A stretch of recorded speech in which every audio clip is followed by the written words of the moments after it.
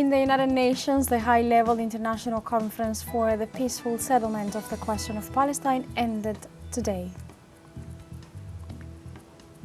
In Ecuador, police forces used tear gas to repress protesters in the city of Otavalo who were demonstrating against the policies of President Noboa's government.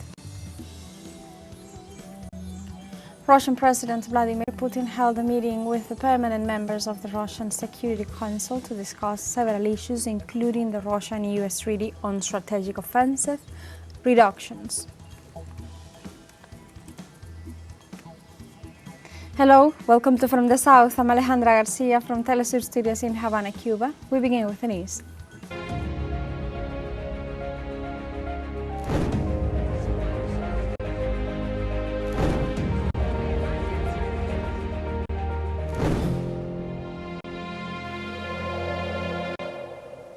On Monday, a high-level international conference for the peaceful settlement of the question of Palestine was held at the United Nations headquarters in New York, United States.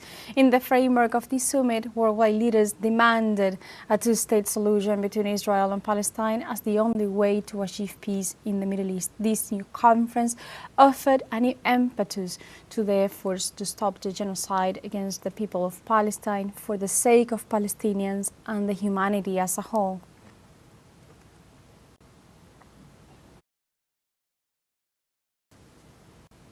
In this context, Saudi Arabia's Foreign Minister Prince Faisal bin Farhan called for all countries to recognize a Palestinian state. We call on all other countries to take a similar historic step that will have a great impact on supporting the efforts towards implementation of the two-state solution and achieving permanent and comprehensive peace in the Middle East.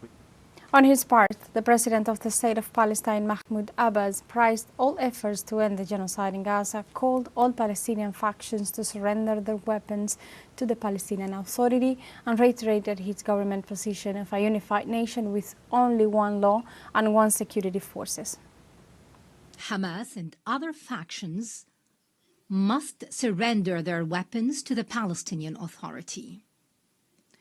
What we want is one unified state without weapons, a state with one law and one legitimate security forces. Also on Monday, the United Nations General Assembly held a high-level plenary meeting marking the 80th anniversary of the establishment of the multilateral organization. United Nations officials and heads of state and government reflected on the achievements of the past 8 decades and the path ahead for a more inclusive and responsive multilateral system. The 80th session of the United Nations General Assembly takes place under the theme Better Together, 80 years and beyond for peace, development and human rights, at a crucial time to renew the world's commitment to multilateralism, solidarity and shared action for people and the planet. This year's high-level week highlights the urgency of delivering on the promise of the Sustainable Development Goals and revitalizing global cooperation.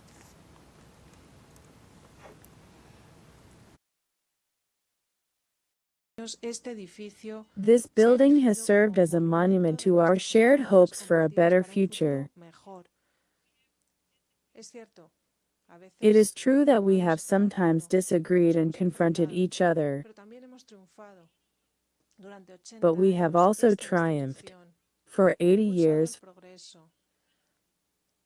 this institution has promoted progress, sustainable development, peace and security, and human rights. Today's commemoration is not the story of one institution in the history of thousands, even millions of people who aspire to turn hope into reality. The foreign ministers of the Community of Latin American and Caribbean States, CELAC, expressed Monday their concern about the presence of U.S. military forces in the Caribbean. The regional bloc's top diplomats met in New York City hours before the United Nations General Assembly meeting, which was convened to discuss the increasing tensions due to Washington's actions under the pretext of fighting drug trafficking in the Caribbean. Venezuelan Foreign Minister Iván Gil condemned the presence of U.S. troops in the area and warned that they threaten peace in the region. He also expressed his concern about the economic impact of the U.S. maneuvers, since fishing and tourist boats are afraid of sailing in the area.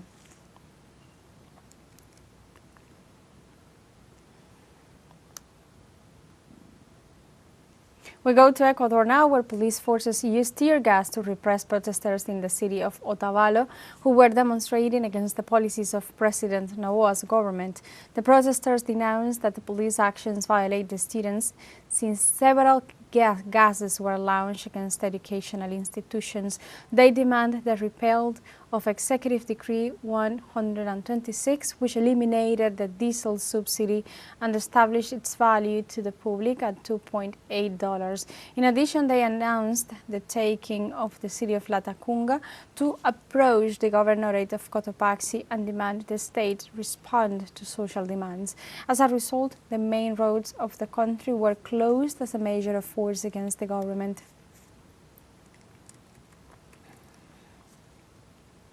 And now we have a short break coming up. But first, remember, you can join us on TikTok at teleSUR English, where you'll find news in different formats, news updates, and much more. We'll be right back. Don't go away.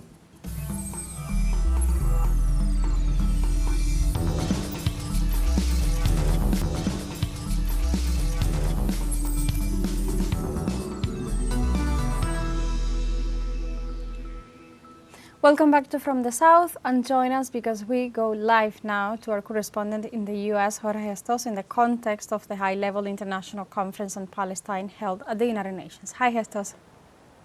Here in New York, a historic day at the beginning of the 80th Annual Assembly General of the United Nations. Why?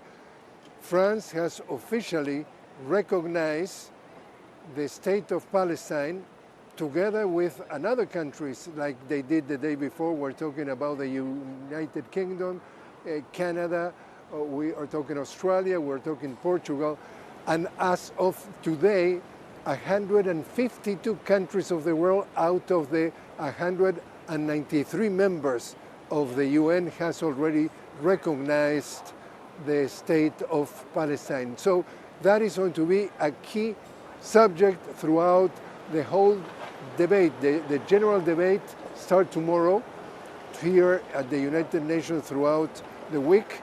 So what is going to be the peace in the Middle East is going to be a very, very substantive subject.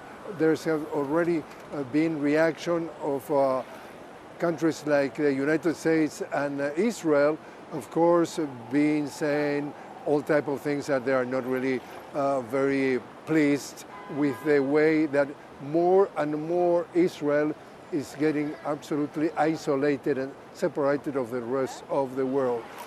The subject, better together, the subject of this conference. Better together because the Secretary General, Antonio Guterres of the United Nations, says that they want to put special emphasis in multilateralism. They say that the world needs to work as one in order to tackle the global conflicts and the global violence that is going on. We're talking then the Middle East, but we're talking Ukraine and other conflicts of the world. The conference also is going to address an issue that we believe that is very important, and we're talking climate change and environment, and mostly all the countries of Latin America except Panama has recognized the state of Israel as the right to become a member of the world and leave all the aggression and isolation coming from Israel. So it's going to be very interesting tomorrow morning, officially when it starts the general debate.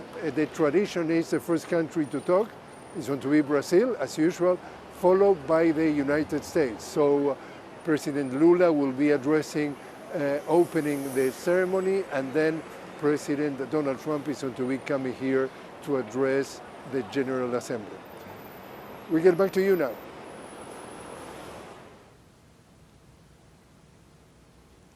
Thank you, Gestoso, for all the insights on this pivotal conference. And let's Remaining on topic, Palestinian authorities denounced that the Israeli siege is forcing nearly 1 million people to move south of the Gaza Strip.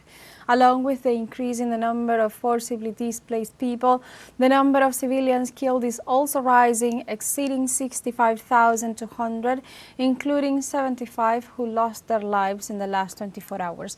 Authorities also denounced the recent attacks by the Israeli occupation against the Tal al-Aqsa neighborhood using drone and armored vehicles. The humanitarian crisis is worsening as several countries wait to formalize the recognition of the Palestinian state, an action that is expected to be the first decisive step towards ending the genocide in the enclave.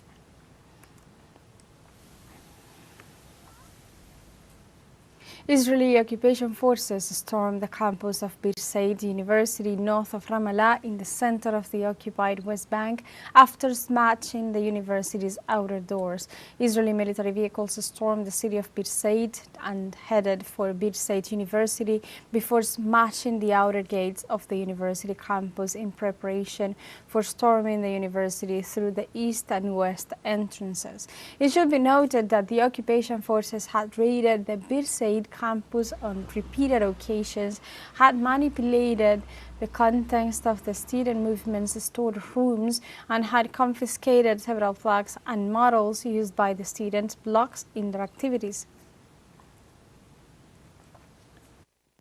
And we go to Italy, where trade unions mobilized on Monday in solidarity with the Palestinian people amid Israeli siege plans against the Gaza Strip.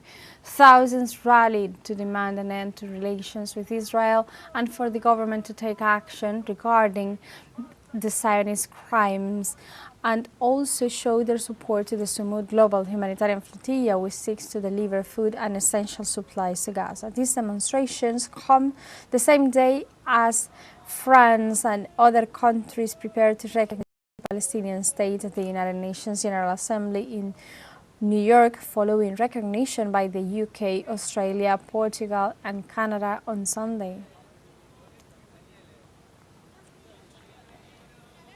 And in other news, Russian President Vladimir Putin held a meeting with the permanent members of the Russian Security Council to discuss several issues, including the Russian-US treaty on strategic offensive reductions. President Putin stressed that Russia is capable of responding to any threats, not with words, but with military and technical measures.